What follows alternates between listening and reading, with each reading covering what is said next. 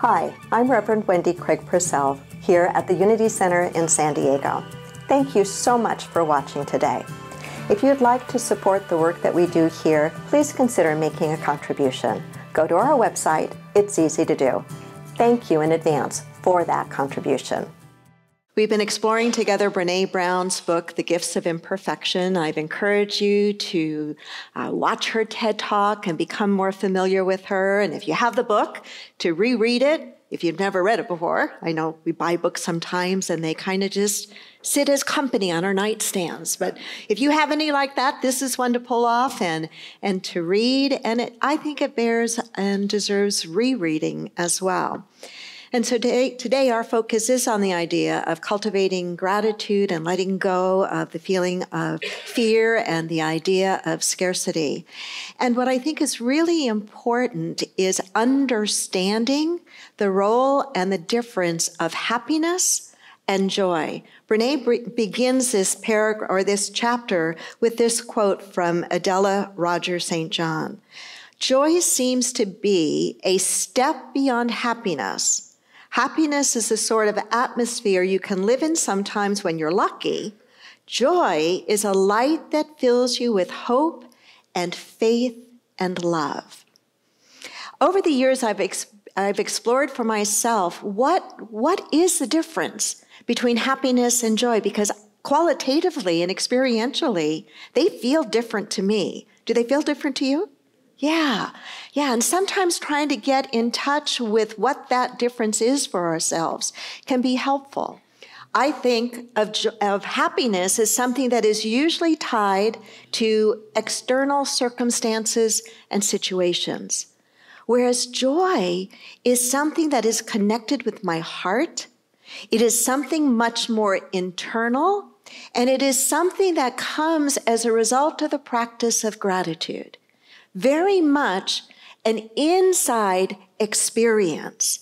And it can come in a fleeting moment, but we have to be paying attention to experience it and to feel it.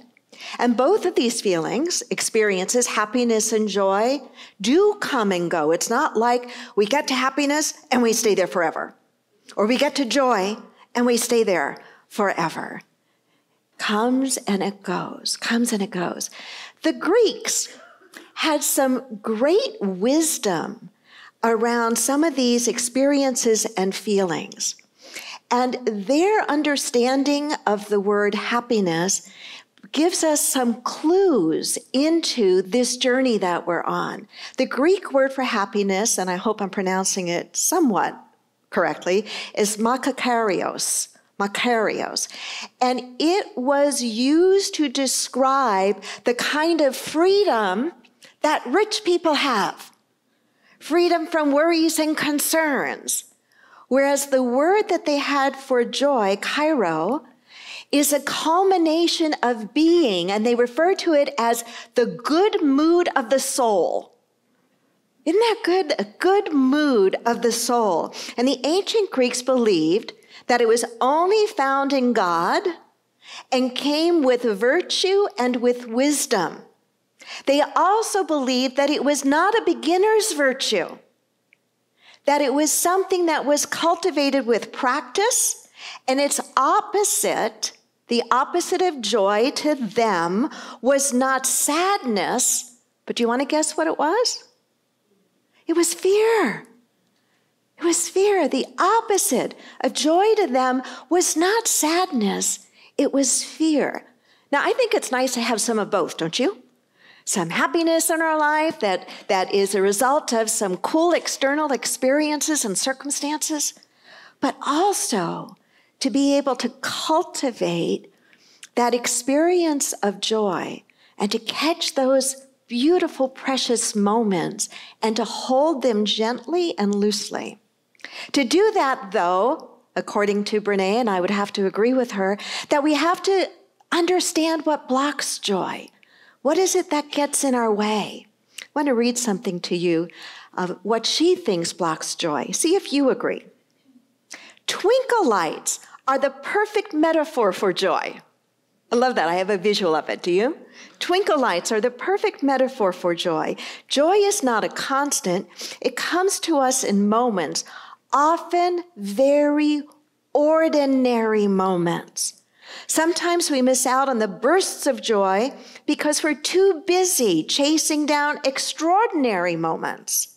Other times we're so afraid of the dark that we don't let ourselves enjoy the light. A joyful life is not a floodlight of joy. That would eventually become unbearable. I believe the joyful life is made up of joyful moments gracefully strung together. Joyful moments gracefully strung together by trust, gratitude, inspiration, and faith. And so she says it's essential to understand what gets in the way of that. Well, and remember, she's a researcher. She began her work behind the scenes, really. That TED Talk thrust her on kind of a world stage, but she began her work as a researcher, trying to understand the difference between what causes people to not live whole and happy and rich and full lives, and what is it about people who live wholehearted lives? What is it that they are doing or being or practicing that is different than the others? And so she spent lots of time trying to understand and research. And according to her research, there are two things that get in our way. And those two things are scarcity and fear. Now, her way of looking at fear is a little bit different than maybe the way we usually think of fear. She uses fear, and she talks about fear as fear of the dark, fear of it's too good to be true. It's too good to be true. Nod your head if you've ever had that kind of experience. Oh man, this is just too good to be true. She says that feeling and the belief in scarcity is what really blocks us from our joy and blocks us from the feeling of gratitude. And she relates a personal story. And maybe if you've read the book, you remember this story, but if not, I want to share it with you. It's a story of a moment in time when she is standing over the bed of one of her children who is asleep. And as she's watching her precious child just doing that ordinary thing of sleeping, she is overcome with this feeling of incredible joy because of the deep and unconditional love that she feels for her child. Maybe some of you in this room can relate to that. I can remember standing over the crib of my kids and just having this overwhelming sense of love and joy. I did not have the feeling that she describes afterwards, though. And the feeling that she describes afterwards was a feeling of incredible impending possibility of doom. That in some moment, something terrible could happen. And suddenly she would not have that precious child. And in her book, she writes about how she decided once to be very vulnerable and share that experience with a group of 500 parents she was speaking to. And when she described that experience and was vulnerable, and remember, vulnerability is a key theme in her work, that to be wholehearted and to live more fully, we have to be real, we have to be authentic, we have to be vulnerable. And so she's vulnerably sharing this with a group of 500 parents. And she says, you could hear a pin drop. And her mind went in that moment to, boy, I made a really big mistake sharing that story. Nobody relates to this. And then all of a sudden, she could hear in the back of the room a mother start to sob. And the mother said, I thought I was the only one that's ever had that experience. And suddenly, the vast majority of people in that room agreed and said yes. And she started to try to understand, what is it about us that we can fall into this feeling of it's too good to be true? And then we shut down, somehow feeling like holding this image or believing that suddenly it could all be taken away is somehow a better way to be, to somehow protect ourselves from what could happen. But who wants to live that way, right? Really, I mean, who wants to live shut down from feeling the tremendous joy that does come to us in certain moments? And usually they're not planned for. They're not planned for, they just seem to come. Who wants to live in a lifestyle or a mindset where we are so afraid that it could disappear that we shut that out? Here's what she wrote about that. Most of us have experienced being on the edge of joy only to be overcome by vulnerability and transform it into Most of us have experienced being on the edge of joy only to be overcome by vulnerability and then thrown into fear. Until we can tolerate vulnerability and transform it into gratitude, and that's the key right there. The vulnerability transformed into gratitude, intense feelings of love will bring up the fear of loss. If I had to sum up what I've learned about our joy, this is what I would say. The dark, the fear, the dark does not destroy the light, it defines it. It's our fear of the dark that casts our joy into the shadows. And so then our way out, or our way beyond that, remember, our way beyond that is letting go of scarcity, letting go of fear. And she relates those two very, very closely.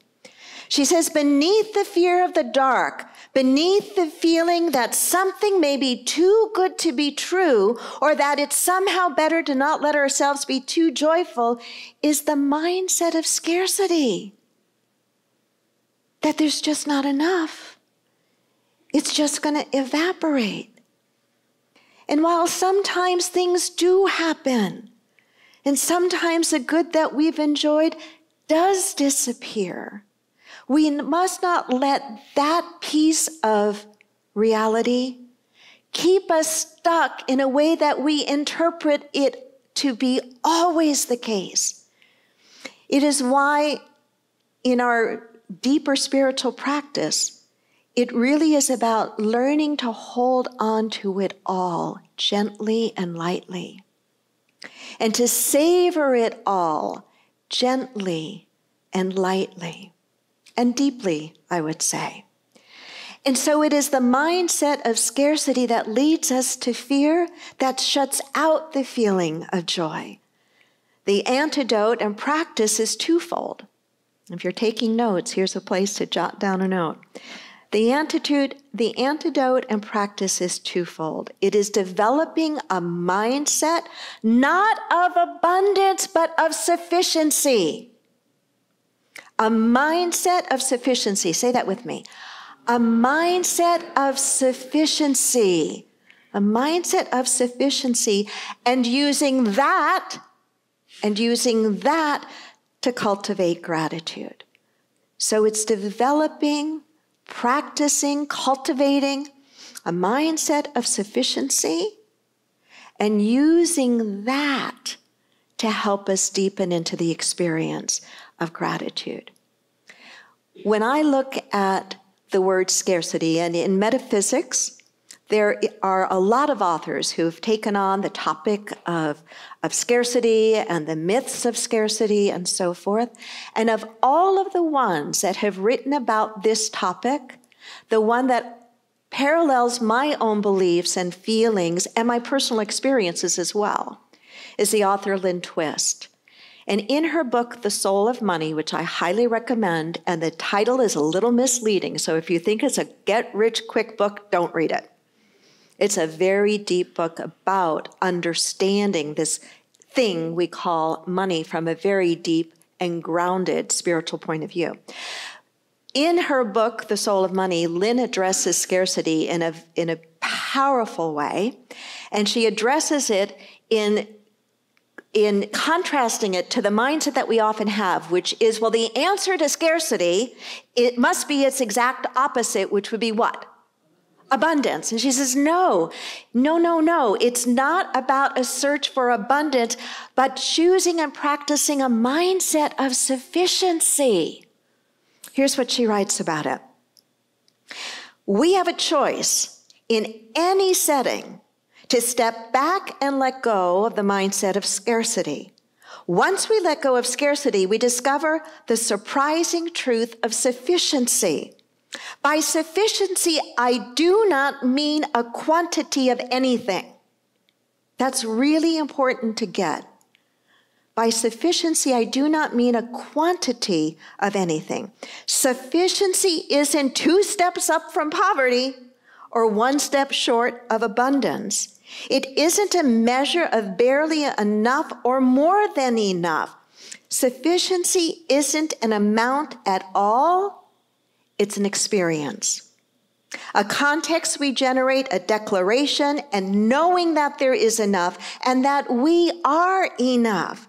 Sufficiency resides inside of each of us, and we can call it forward. It's a consciousness, an attention, an intentional choosing of the way we think about our circumstances.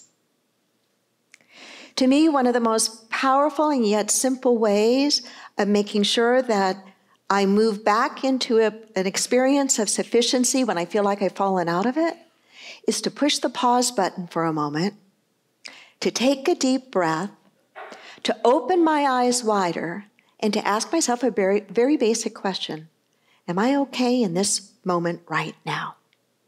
And 99.9% of the time, the answer is, yes, I am. Yes, I am. In that moment of remembering the truth with a capital T, I can experience the feeling of sufficiency.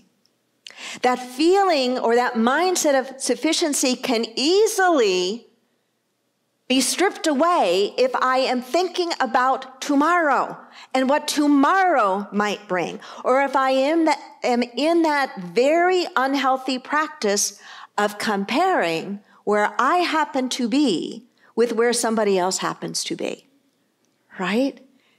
Those kinds of practices, behaviors can pull us right out of the feeling and the mindset of sufficiency.